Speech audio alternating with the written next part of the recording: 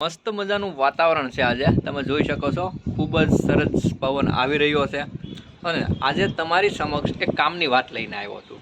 તો કામની વાત કરીએ તો કે મારા મિત્રનો એકનો ફોન આવ્યો જેમનું નામ છે કૌતુકભાઈ અને ડભાસી ગામના રહેવાસી છે। હવે એમને ખેતરમાં એક ગોડાઉન કરેલ છે। હવે જે ગોડાઉન છે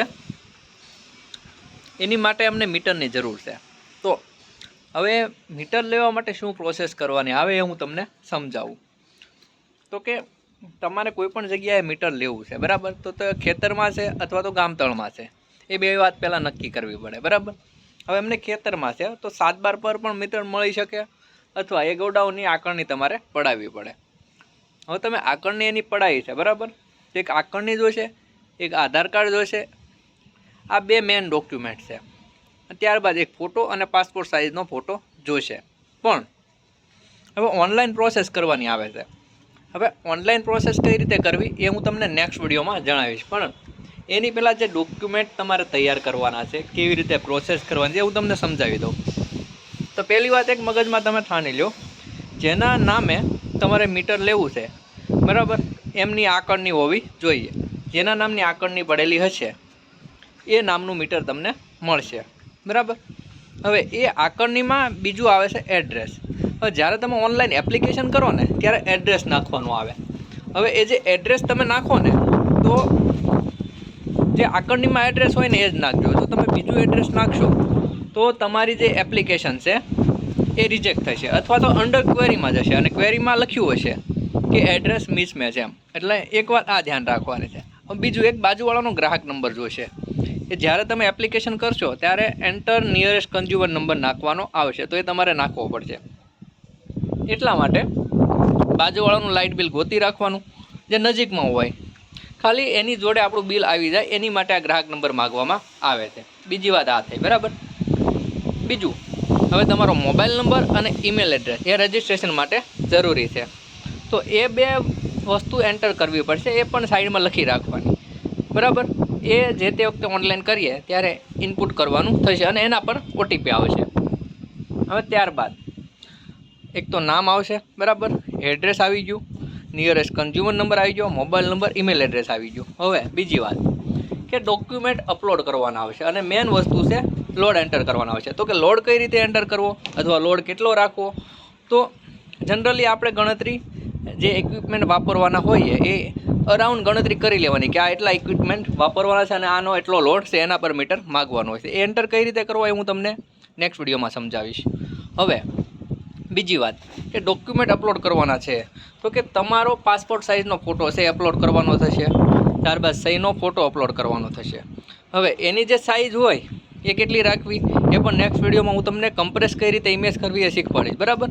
હવે આકરણી છે તો એની પીડીએફ અપલોડ કરવાની થશે, આધાર કાર્ડ છે તો એની પીડીએફ અપલોડ કરવાની થશે, તો એ પણ કઈ રીતે બનાવી એ પણ હું તમને નેક્સ્ટ વિડીયોમાં કહીશ। એટલે કે ઓનલાઈન હું પ્રોસેસ સમજાવીશ ત્યારે હું તમને કહીશ। અને એક આવે ટેસ્ટ રિપોર્ટ બરાબર। હવે ટેસ્ટ રિપોર્ટની વાત પછી કરીએ, પરંતુ પહેલાં જનરલ વાત કરી લઈએ। હવે ક્યાં તો આપણું કનેક્શન ગામતળમાં આવતું હશે અથવા તો આઉટસાઇડ ગામતળ એટલે કે સીમમાં હશે।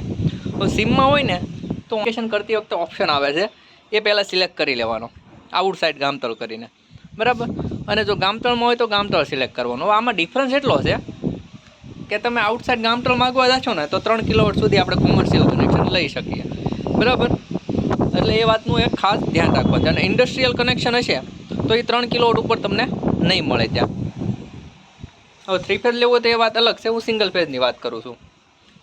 ત્યારબાદ હવે જો ગામતળમાં છે તો તમારે એટ અ ટાઈમ પેમેન્ટ પણ કરી દેવાનું છે, અને આઉટસાઇડ ગામતળ હશે તો પહેલાં ખાલી તમારે એપ્લિકેશન કરવાની રહેશે, ત્યારબાદ તમારી એપ્લિકેશન અપ્રૂવ થશે તો એસઆર નંબર પર ચાર્જ ભરવાનો આવશે। હવે એ ચાર્જ ભરો પછી સર્વે થાય તો એની પછી એસ્ટિમેટ ભરવાના આવે। જ્યારે ગામતળમાં હોય ને તો પહેલાં તમારે પેમેન્ટ કરી દેવાનું રહેશે, ફૂલ પેમેન્ટ એફક્યુનું બરાબર। હવે એ પેમેન્ટ કરો ત્યારબાદ તમારે એક ટેસ્ટ રિપોર્ટ, જો ટેસ્ટ રિપોર્ટ તમે પહેલેથી પ્રિન્ટ કાઢી હોય અને ઇલેક્ટ્રિકલ કોન્ટ્રાક્ટર જે હોય એની પાસે જો ફિલઅપ કરાવ્યો તો તમે અપલોડ કરી શકો છો, અને એવું નથી તો તમે ફરીવાર ઓફિસે જઈને પ્રિન્ટ કઢાવી શકો છો અને ઇલેક્ટ્રિકલ કોન્ટ્રાક્ટર પાસે ફિલઅપ કરાવીને ત્યાંનો ત્યાં તમે સબમિટ કરી શકો છો। આ ટેસ્ટ રિપોર્ટ વગર તમારું મીટર લગાવવામાં આવશે નહીં, એટલે એની વાતની તમે ખાસ ધ્યાન રાખજો। એવું નથી કે ઓનલાઈન એપ્લિકેશન કરી દીધી એટલે મારી એપ્લિકેશન છે થઈ ગઈ અને મીટર આવી જશે, પણ ટેસ્ટ રિપોર્ટ ભર્યા વગર એ મીટર આવશે નહીં. તો એ વાતનું તમારે ખાસ ધ્યાન રાખવાનું છે. હવે બીજી વાત કે આઉટસાઇડ ગામતળ હશે ત્યારે શું થાય, તો કે પહેલાં એપ્લિકેશન થાય, પછી એનો SR પડે એટલે રજિસ્ટ્રેશન ચાર્જ ભરાય. હવે કોમર્શિયલ કનેક્શન હશે તો 100 રૂપિયા ભરવાના આવશે, ઇન્ડસ્ટ્રીયલ કનેક્શન હશે તો 400 રૂપિયા ભરવાના આવશે શરૂઆતમાં, આઉટસાઇડ ગામતળ, બરાબર, રજિસ્ટ્રેશન ચાર્જ કહું છું. હવે સર્વે કરવા આવે અને ત્યારબાદ એ ઓકે કરે કે ABCD જે ટાઈપ હોય એ નક્કી કરે અને એસ્ટિમેટ લોન્ચ કરે, તો એ ટપાલમાં ઘરે પણ આવે છે અને ઓનલાઈન ખાલી SR નંબર આપીએ નાખીએ ને તો એની અમાઉન્ટ ડિસ્પ્લે થાય, એ ડાયરેક્ટ આપણે ભરી દેવાનું. એ ભર્યા પછી જો એ ટાઈપ હોય ને તો તાત્કાલિક આપણે જે છે ટેસ્ટ રિપોર્ટ ઓફિસે જઈને સબમિટ કરાવી દેવાનો છે, ઇલેક્ટ્રિકલ કોન્ટ્રાક્ટર પાસે ફિલઅપ કરાવીને. તો એટલી વાતનું ખાસ ધ્યાન રાખવાનું છે. તો નેક્સ્ટ વિડીયોમાં હું તમને બતાવીશ કે કોમર્શિયલ કનેક્શન તમારે જો ઓનલાઈન એપ્લિકેશન કરવી છે તો કઈ રીતે તમે કરી શકો છો. એકદમ સિમ્પલ છે, તમારા મોબાઈલમાંથી પણ એ થઈ શકે એમ છે, તમારે કોઈ કોમ્પ્યુટરની જરૂર નહીં પડે.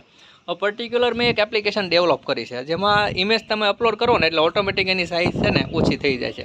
તે હું નેક્સ્ટ વિડીયોમાં તમને કહીશ કે કઈ રીતે તમારે તે ઇમેજની સાઇઝ છે એ કમ્પ્રેસ કરવાની અથવા તો PDF કઈ રીતે બનાવવી. અને આખી પ્રોસેસ છે એકદમ સરળ છે, તમારે કોઈને એક પણ રૂપિયો દેવાની જરૂર નથી.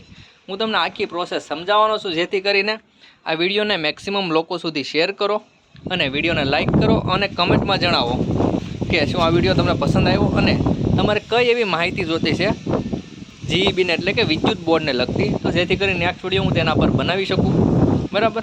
અને આ વિડીયો મેક્સિમમ લોકો સાથે શેર કરજો, ખૂબ જ ઉપયોગી છે. કેમ કે અત્યારે લોકો બહાર કરાવવા જાય ને એપ્લિકેશન તો 200, 500, 1000 મન ફાવ એટલા ભાવ બહાર લેવાતા હોય છે, પરંતુ જો આપણે મોબાઈલમાંથી 5 જ મિનિટમાં જાતે એક પણ રૂપિયો દીધા વગર એપ્લિકેશન કરી શકતા હોઈએ તો બહાર આપણે રૂપિયો આપવાની જરૂર નથી. તો આ જ મારો એક આશય છે કે મેક્સિમમ લોકો છે એ પોતે જાતે એપ્લિકેશન કરે, બરાબર, અને બહાર ખોટા પૈસા જે વેડફાય છે એ ના વેડફાય. અને યોગ્ય માહિતી તમારી પાસે હોય, યોગ્ય ડોક્યુમેન્ટ હોય તો તમારે કોઈની ભલામણની પણ જરૂર નથી. ઘણા લોકો એવું વિચારતા હોય છે કે બહાર કરાવીએ તો ઝડપથી મીટર આવી જાય, પણ એવું કશું હોતું નથી. બધું નિયમ મુજબ ચાલે છે, બધું ઓનલાઈન થઈ ગયું છે, બરાબર. આમાં કોઈ ઓળખાણની જરૂર નથી. જો ડોક્યુમેન્ટ તમારા ઓકે હશે તો કોર્પોરેટમાંથી તમારી એપ્લિકેશન ઓકે થઈ જશે, પેમેન્ટ બધું થઈ ગયેલું હશે અને ટેસ્ટ રિપોર્ટ તમે સબમિટ કર્યો હશે, બરાબર, તો તાત્કાલિક ધોરણે તમારું મીટર પણ લાગી જશે. એટલે આમાં કોઈ ઓળખાણની જરૂર નથી. ઘણા લોકોને એવા વહેમ હોય છે કે ચલો આ સાહેબને ફોન કરું, આ સાહેબ ઓળખે છે એને ફોન કરું, ઝડપથી પતાવી દેશે, પણ કશું એવું હોતું નથી. અમતું રીતે બધું ઓનલાઈન થયેલ છે, એની જે છે એ પ્રાયોરિટી નક્કી થયેલ છે, બરાબર. સિસ્ટમે એક અમુક દિવસો સેટ કરેલા છે કે કેટલા દિવસમાં મીટર લગાવવું, કેટલા દિવસમાં સર્વે કરવું. એટલે કોઈ પણ ઓળખાણની કાંઈ જરૂર છે નહીં. તમારું મીટર જો ડોક્યુમેન્ટ ઓકે હશે અને પેમેન્ટ કરેલું હશે, ટેસ્ટ રિપોર્ટ ભરેલો હશે, તો એ જે તમારું મીટર છે એ લાગવાનું જ છે. જો તમારો કોઈનો કેસ અટક્યો હોય તો તે પણ કમેન્ટ કરો, તો આપણે તેના પર પણ વિડીયો બનાવીશું. તો ચેનલને સબસ્ક્રાઈબ કરવાનું ભૂલતા નહીં અને બીજા લોકો સાથે શેર કરવાનું ભૂલતા નહીં. ધન્યવાદ.